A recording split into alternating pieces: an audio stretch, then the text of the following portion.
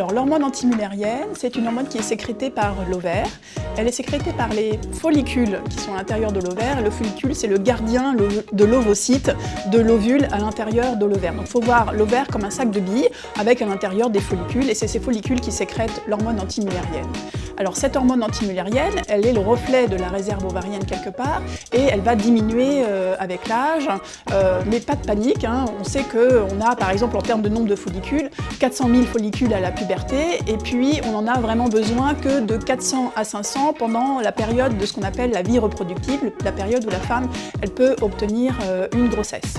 Ce qu'il faut savoir, c'est que ce taux d'AMH, ou ce compte de follicules en trop, en fait, il est extrêmement variable pour un même âge en fonction des femmes. Donc il y a des femmes qui vont en avoir beaucoup, et puis il y en a des femmes qui en auront moins. Mais ce qui fait la qualité de l'ovule, c'est l'âge et pas son nombre.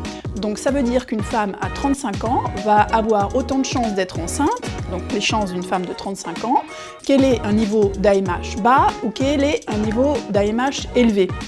Et donc ce à quoi sert l'AMH, eh bien, c'est au médecin de la reproduction de savoir s'il va pouvoir faire par exemple une autoconservation des ovocytes ou une fécondation in vitro s'il y a une infertilité.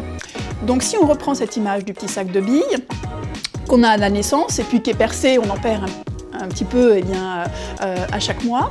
Il ne faut pas s'inquiéter quand on a un taux d'AMH bas parce qu'en fait le sac est moins percé, donc on perd moins vite ces petites billes quand on a un niveau bas et donc ça veut dire que le taux d'AMH va rester plus bas et qu'on perdra moins vite. Donc pas d'inquiétude, et l'AMH n'est pas du tout un marqueur de fertilité, il n'a pas du tout d'influence sur les chances de grossesse naturelle. Vraiment, on peut avoir les mêmes chances de grossesse qu'on ait un niveau bas ou qu'on ait un niveau normal d'AMH.